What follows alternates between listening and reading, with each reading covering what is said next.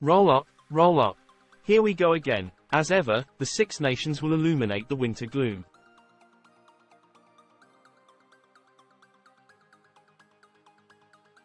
The tribal rivalries will stir native passion as hordes of fans bring noise and color to great cities.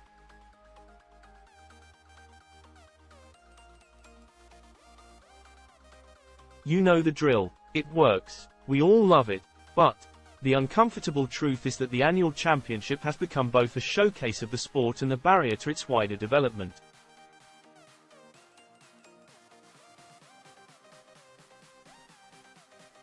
Rugby needs to expand, and this popular but private event is an impenetrable pinnacle of the European game.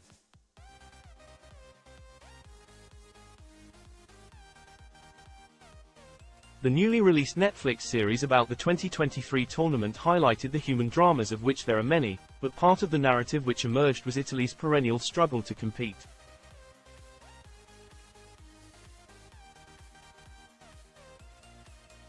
Harsh as it is to say this again, the Azzurri keep losing and keep playing, with no consequences.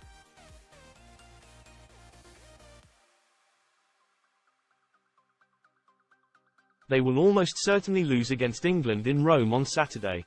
Play on. The Azzurri have finished 6th in 18 of 24 tournaments they have been involved in.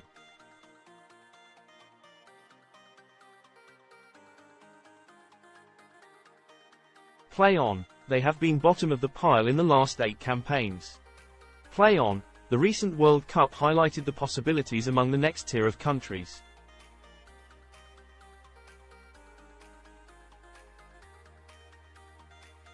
Portugal became the standard bearers, with their vast support, dazzling play and a homecoming reception at Lisbon Airport which went straight into oval ball folklore.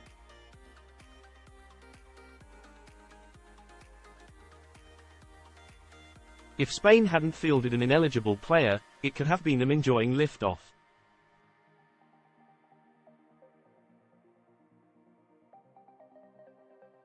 Georgia continue to bang on a door which remains firmly shut and locked. But wouldn't Netflix and all of us love to see it opened, to create jeopardy? That's what is missing, jeopardy and variety.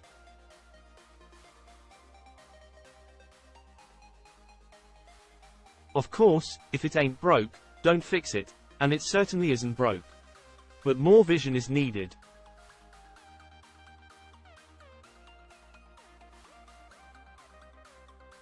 Raise horizons.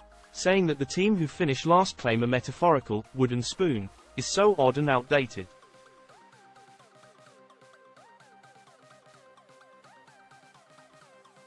What on earth is that about?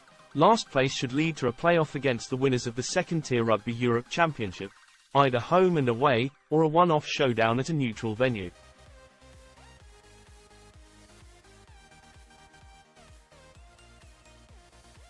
Italy vs Georgia. Market it as a £10 million match or whatever sky-high figure it is deemed to be worth.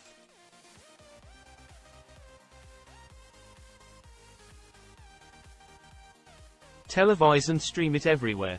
Imagine the interest. A way to the top would ignite investment in Georgia, Spain, Portugal, maybe Belgium, the Netherlands, and Germany, too.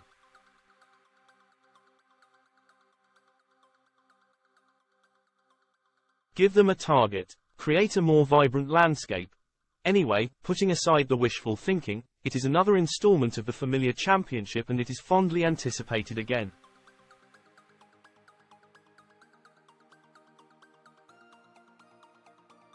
This time, it starts under Friday night lights in Marseille with what is likely to be an instant title decider, between the preeminent teams of the era.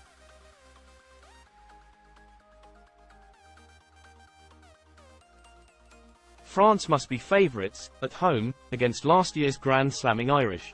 But relegation is not the only missing ingredient in this Six Nations.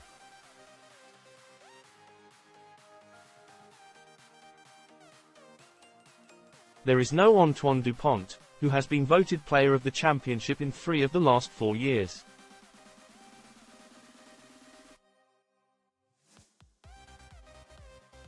What a void, for his team and for the whole event. The poster boy is irreplaceable.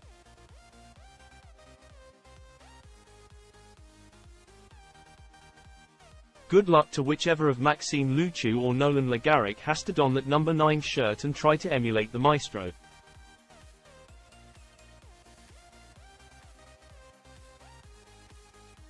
But there are so many other notable absentees. Ireland are starting life after Johnny Sexton.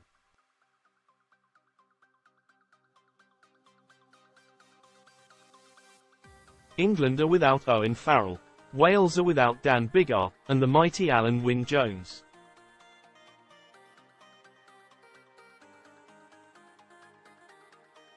So many captains and talismen are gone. It feels like the launch of a new age.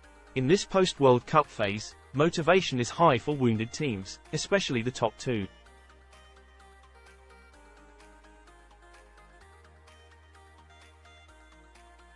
Ireland thought the global prize was there for the taking and France believed it was their time for a host nation triumph, but both leading northern challenges fell in the last 8 and are still coming to terms with the sporting trauma.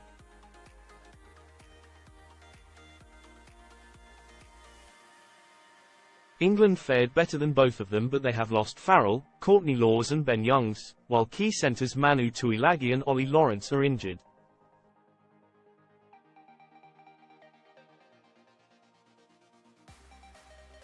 There is decent potential in the Red Rose camp, with new talent emerging fast, but it is hard to see them as true title contenders, especially with 3 games away, including France in Lyon on the last weekend.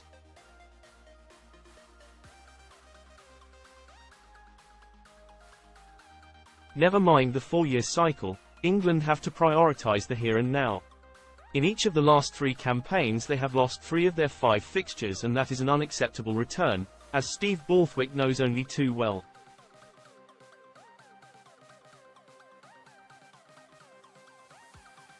England should be aiming to cross the channel still in the mix on Super Saturday, which is normally a tense, intriguing final day carnival.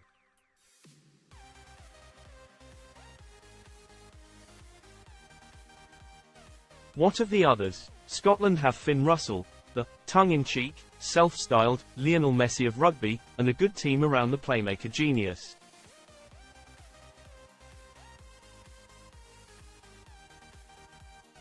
They could and should win in Cardiff on the first weekend, and then the annual title contenders tag will be applied, at least until France come to Murrayfield the next weekend and promptly rip it off again.